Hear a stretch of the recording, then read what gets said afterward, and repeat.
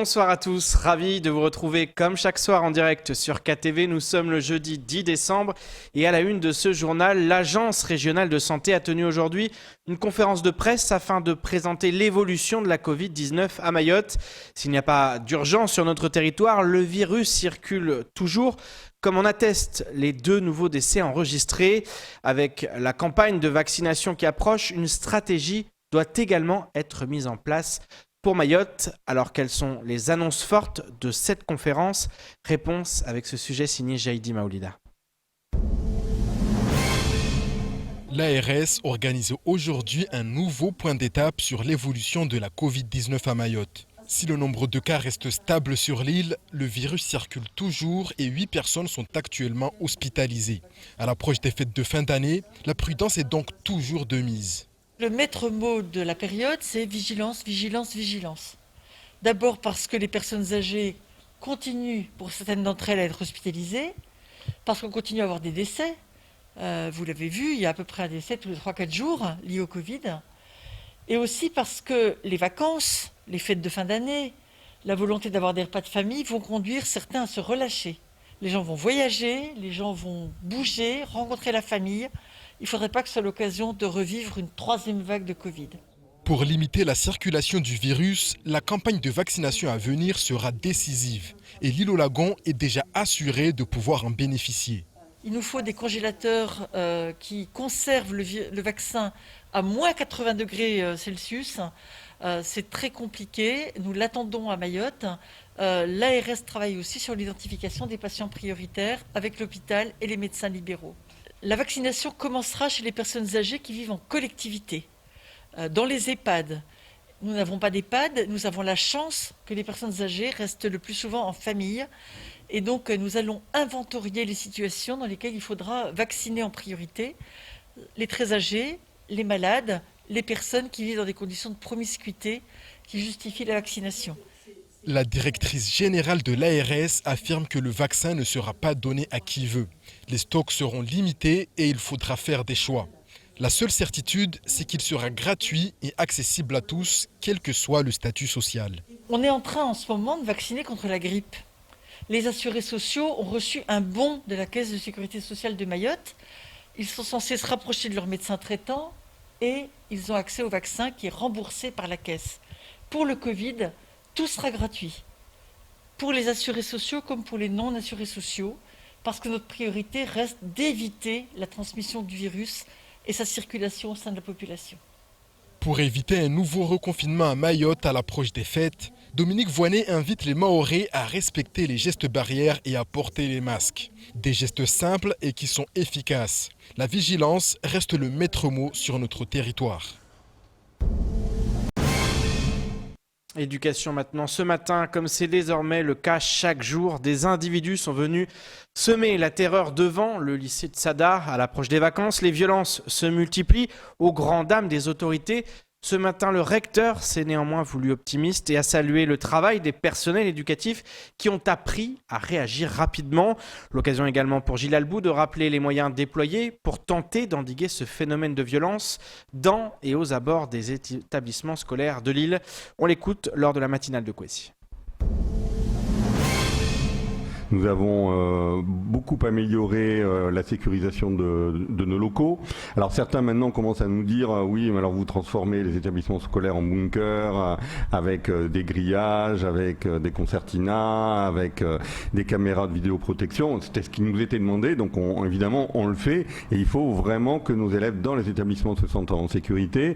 On a aussi avec la police et la gendarmerie mis en place des dispositifs de fouilles de sacs. On travaille sur la prévention et la médiation, puisque on continue à former nos élèves pairs dans les lycées. J'ai pu le voir justement à Cahagny vendredi dernier, un gros travail de partenariat qui est fait avec la gendarmerie. C'est important parce que ces élèves-là, ils sont aussi en écoute, ils sont en alerte et ils sont aussi dans la médiation, ils écoutent les victimes, ils alertent les personnels de vie scolaire sur tout ce qui peut se passer. Donc c'est aussi on va dire, un dispositif très important.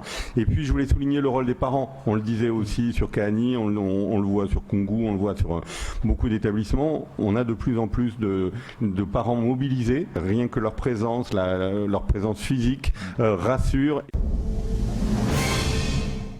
Et je vous propose de regarder le reste de l'actualité locale avec le produit intérieur brut en 2018 ou encore la 3e conférence sur le climat et la biodiversité.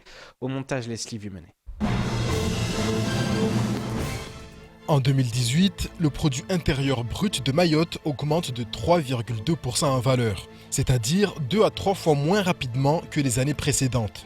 Le contexte économique et social était en effet nettement plus défavorable avec les 7 semaines de grève générale qui ont entraîné la paralysie de l'île. Concernant le PIB par habitant, il recule pour la première fois depuis 2009. Il baisse de 0,6% pour atteindre 9 250 €. Le pouvoir d'achat individuel moyen des ménages augmente pour sa part faiblement, plus 0,7% en 2018, soit un rythme 5 à 6 fois inférieur aux années précédentes. De son côté, la rémunération des ménages augmente de 3,6% en 2018. Il était pourtant de plus 10% en moyenne par an entre 2014 et 2017. Les salaires versés par les administrations publiques, qui constituent près des 3/4 des salaires à Mayotte, ralentissent. Si l'année 2019 est sans doute plus réjouissante, la crise sanitaire de 2020 risque d'avoir également porté atteinte à la croissance du département. Un collectif de sûreté composé par quelques personnels du service de sûreté de l'aéroport s'insurge contre l'attribution du marché de la sûreté à la société réunionnaise OSR en début d'année 2020. Les personnels regroupés dans ce collectif dénoncent des manquements en termes d'application des règles et normes de la sûreté aéroportuaire. La direction de l'aéroport affirme néanmoins qu'après contrôle, la direction de la sécurité de l'avion civil a donné de bonnes notes à l'entreprise OSR, même si des améliorations peuvent être apportées. Du côté des pompiers de l'aéroport, la colère est également au rendez-vous.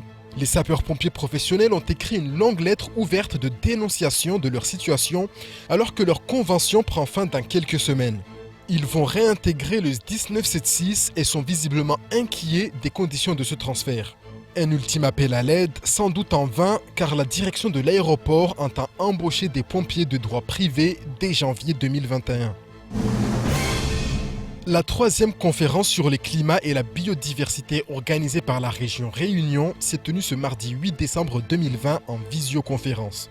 Cet événement a rassemblé des intervenants de métropole, de l'Europe, de Maurice, de Madagascar, des Comores, des Seychelles et de Guadeloupe. Mayotte était au rendez-vous afin notamment d'évoquer sa future agence régionale de la biodiversité qui devrait voir le jour au 3e semestre 2021. Au nombre de 8 en France, les agences régionales de la biodiversité permettent aux régions d'innover dans la mise en œuvre de leurs politiques publiques. La conférence a permis le partage de bonnes pratiques grâce aux divers retours d'expérience. En Outre-mer, 3 agences sont en cours de préfiguration. En Guadeloupe, à La Réunion et donc à Mayotte.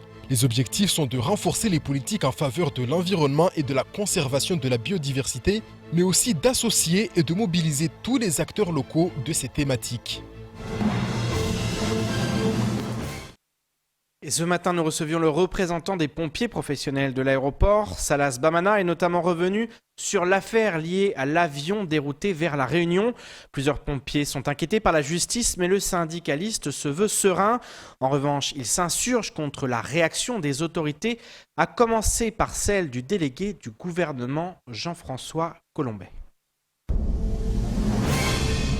Moi, ce que je condamne fortement, comme il le dit tout le temps, monsieur le préfet, nous aussi on condamne ce qui, lui, il a publié au niveau de la page Facebook du département, on va dire, de la préfecture de Mayotte. Un pompier ne peut pas détourner un avion.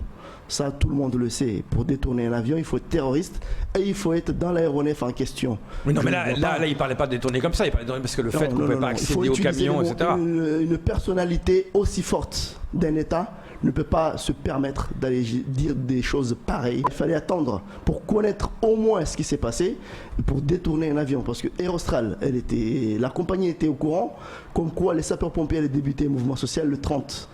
Un Dreamliner, c'est niveau 8. Ils devaient déjà prendre les décisions nécessaires pour faire envoyer cet avion directement à La Réunion, comme ils le font très souvent. et refaire rapatrier tous ces passagers avec des 738 au moins pour respecter le niveau N-1 à l'aéroport de Mayotte. Or, ça n'a pas été fait parce qu'ils ont eu l'appui de qui? De la préfecture et de la DGAC plus EDIS, parce que c'est la première fois à Mayotte qu'on lance un mouvement social qu'on n'a jamais vu des réquisitions tomber. Alors, peut-être c'est quelque chose qui s'y attendait. Environnement pour conclure à Mayotte, de nombreuses maisons sont menacées par la montée des eaux alors que la saison des pluies arrive. Autour des rivières notamment, des familles se sont installées sans être conscientes qu'elles se trouvaient en zone inondable. C'est justement pour prévenir ces familles que la Fédération d'associations Mayotte Nature Environnement et la CADEMA organisent à partir d'aujourd'hui des journées de sensibilisation au risque d'inondation. La première journée s'est déroulée ce matin sur les bords de la rivière Majimbini, où les associatifs sont allés à la rencontre des habitants. Laïdine Alidi, Abdallah et Ivan Rakotovao les ont suivis. Reportage. Elles sont des dizaines de familles à vivre le long de la rivière Majimbi, en zone inondable. Alors que la saison des pluies arrive et que le risque de cyclone est élevé cette année, certains n'ont pas conscience du danger. En fait, les gens ne se sentent pas spécialement en danger parce que ça peut faire, par exemple, 1 ou 2 ans qu'ils n'ont pas vu de crue et d'inondation. Et le problème, en fait, c'est qu'on a des comportements du coup à risque, c'est-à-dire des habitations, comme vous pouvez le voir là-bas, qui sont vraiment très très proches de la rivière. À savoir que si on a une submersion, c'est-à-dire que s'il y a une inondation, tout ça va être inondé. C'est certain, les témoignages qu'on a pu recueillir nous l'ont indiqué, tout du moins, c'est que l'eau monte très très vite et de manière très violente. Et il est là en fait le gros problème. Pour alerter de ce problème, les membres de l'association Mayotte Nature Environnement, avec l'aide de la CADEMA, organisent des maraudes dans les zones à risque, à la rencontre des habitants. Ils leur apportent des conseils et recueillent leurs témoignages. Est-ce que tu sais si tu habites en zone inondable? Je sais. Ouais, tu le sais? Je le sais. Comment tu as été au courant de ça? Parce que je vois la rivière. Là, c'est décembre, ça c'est la saison des pluies. D'accord, donc c'est juste en visu. Tu as déjà vu, donc tu J'ai déjà vu la rivière, ça inonde la route. Là. Pedro est un habitant du quartier. Lorsque la rivière déborde, la maison de sa tante est envahie par les eaux. Maximum la saison de pluie, ici l'eau ça arrive juste là, à cette hauteur-là. Ouais, donc c'est quand même 2 ou 3 mètres, au-dessus du niveau basique, quoi. Donc là on voit clairement l'eau qui sort du limineur pour pouvoir aller dans le limageur. Là, des fois on le voit pas. Hein. Des fois tu vois pas du tout l'escalier. Je vois pas même la porte chez nous. Même la porte tu la vois pas aller au-dessus, quoi. Et du coup, tu as des constructions, tu mets des choses pour faire en sorte que l'eau ne rentre pas dans ta maison, quoi. Des fois, je suis là-bas, j'essaie de...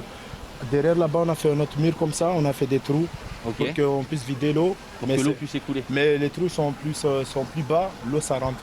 Pour toucher le plus grand nombre, Mayotte Nature Environnement prévoit 3 autres journées de sensibilisation, ponctuées d'après-midi d'animation et de jeux autour du cycle de l'eau. C'est ainsi que s'achève cette édition. Merci de nous rester fidèles sur KTV. Je vous donne rendez-vous demain dès 19h pour tout connaître de l'actualité locale. Excellente soirée sur Kwesi.